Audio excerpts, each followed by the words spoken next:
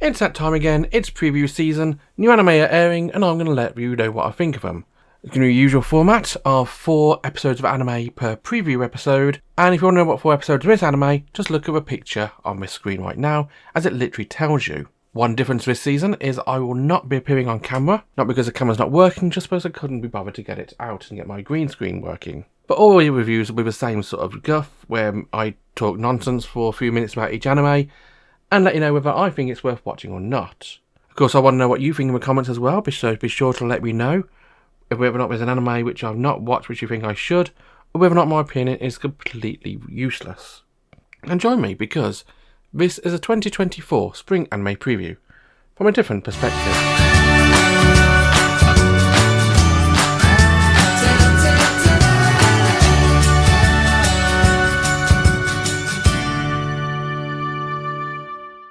First up today, we have Studio Apartment, Good Lightning, Angel Included, a wish fulfillment anime where a main character ends up running into a new roommate in the form of an angel who lands and falls asleep on his balcony one night. Of course, he doesn't know her as an angel straight away, just thinks of her as a runaway, but learns his lesson after she becomes a unloving housemate, caring for him when he gets unwell. Our main character this time is Shintaro Tokumitsu, who is a young adult office worker with an impossibly young looking head.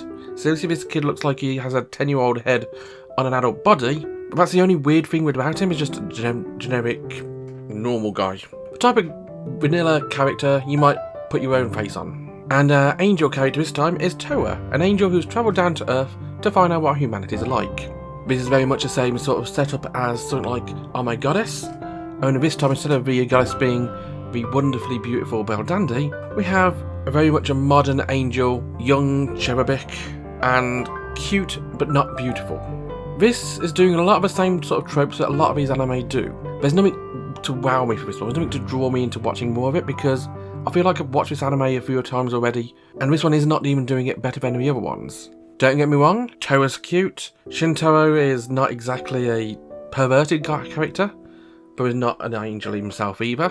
But he does seem to be devoid of personality, and Toa is just there to be cute, angelic, and innocent. There's enough here for me to go back and watch at least another episode of this one, but probably not more in that one. If you want to watch Studio Apartment, you can find it airing over at Crunchyroll. In God's Games We Play, we're presented with a semi-futuristic world where games are played between humans and gods. No, this is not the plot of No Game No Life, it's a plot of a new anime, God's Game We Play. A Magic High School style anime where our main character is so fantastic at games, is the best gamer in the world, and is suddenly presented with a fiery red-headed goddess who wants to play games with him and then beat the gods up so she can return home. Yes, this is a magical high school anime involving games with a fiery redhead. Tell me you haven't seen that one before. The first episode takes us into a world of Fae and Leo, who is the goddess, as they play a game of memory, only instead of normal memory, it's got magic involved. Suddenly the cards all flying around in a circle and somehow remembering where these cards are in 3D when we're all moving around, and I have no idea how that works at all.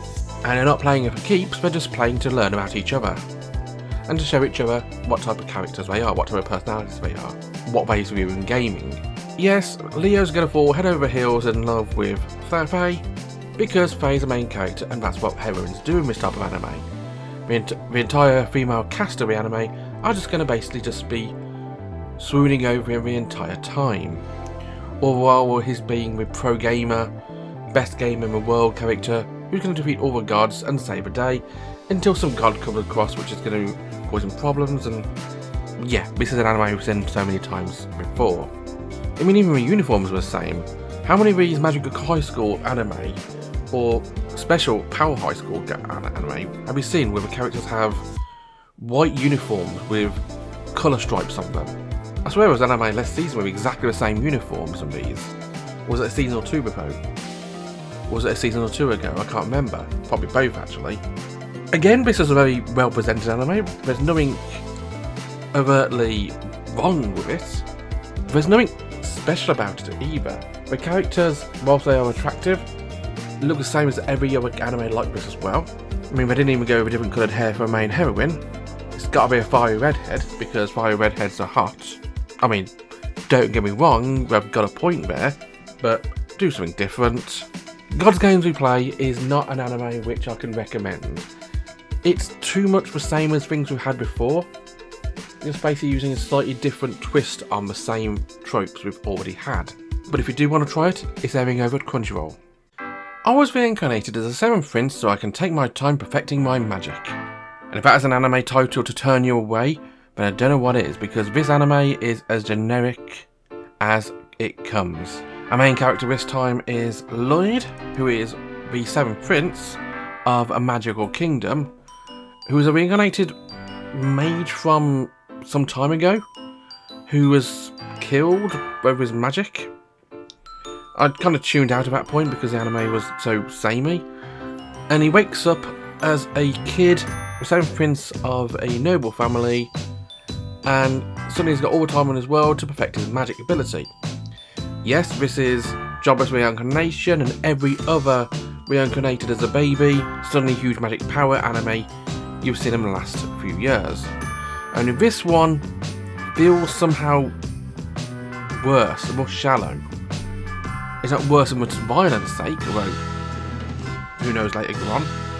It's worse in the weird perversion sake. Our main character is very much a shota, is a kid who is attracting all the females. And even though he tries to run away and act like he's innocent, every single female who lays eyes on him has love hearts in her eyes, and that to me just pictures other things which I don't want to see in that sort of context.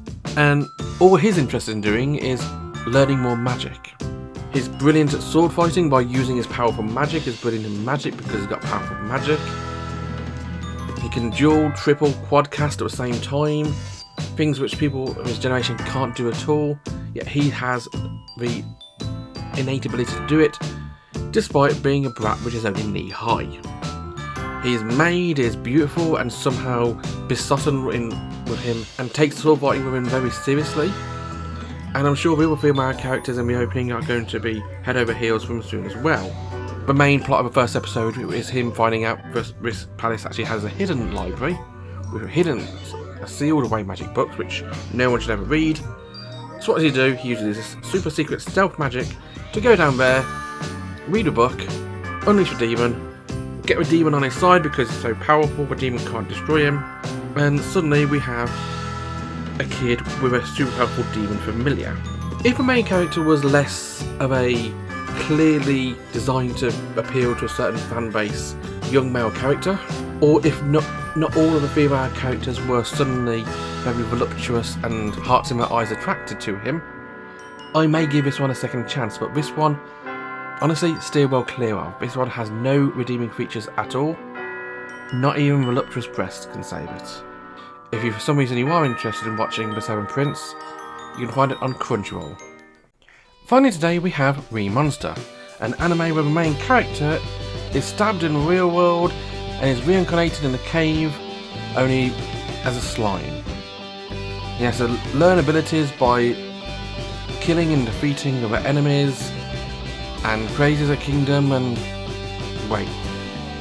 What do you mean this is a different anime? No. Oh, that was reincarnated as a slime. No, Re-Monster's not that anime. Well, actually that's a lie. Re-Monster is that anime, just not slimes, but goblins. As our main character is actually reincarnated as a goblin, and is having to learn abilities as a goblin, only not quite as cute as being a slime. Everything I've said so far about reincarnated as a slime holds true here as well, as our main character Gobro suddenly befriends Gobkichi, another goblin, and eventually a female called Gobmi, spotting a similarity with all these names, and they learn to fight together, level up together, and grow strong together. Eventually, by the end of the first episode, Gobro and Gobkichi have evolved into hobgoblins, and I think Gobmi does it towards the very end as well. So this is going to be very much what you get if you combine reincarnated as a slime and I'm a spider, so what? Only less of a personality of both of them. There is structure to this anime. It's not completely devoid and without hope. Whether or not that structure holds true, whether or not there's enough to go on, whether or not Gobro is creating a functional community, or is going to abandon this community and go out on a journey of his own, who knows. This one's going to live and die depending on what Gobro and Gobkichi and Gobmi do next. Will they form a town and live together in the way of Reincarnated as slime, or will the world fight against them in the right case of Soma Spider? Or will they have a different tale to spin themselves altogether? I'm kind of excited to learn where this one goes. I can't fully recommend it, but I'm going to give this one a few more chances. Other 4 episodes I've watched in this preview, it's by far the most interesting of the 3. Even though Studio Apartment is the one which appeals to me more of my favourite genres, this one is interesting. If you want to watch Re-Monster, this one's also airing on Crunchyroll. That was Studio Apartment, Good Lighting, Angel Included, God's Games We Play, I was Reincarnated as a 7th Prince so I can take my time perfecting my magic, and Re-Monster. 4 shows of pretty bad quality, which I looked at today. Let me know what you enjoyed, and join me next time and look at 4 more new shows. Hopefully better. Bye bye.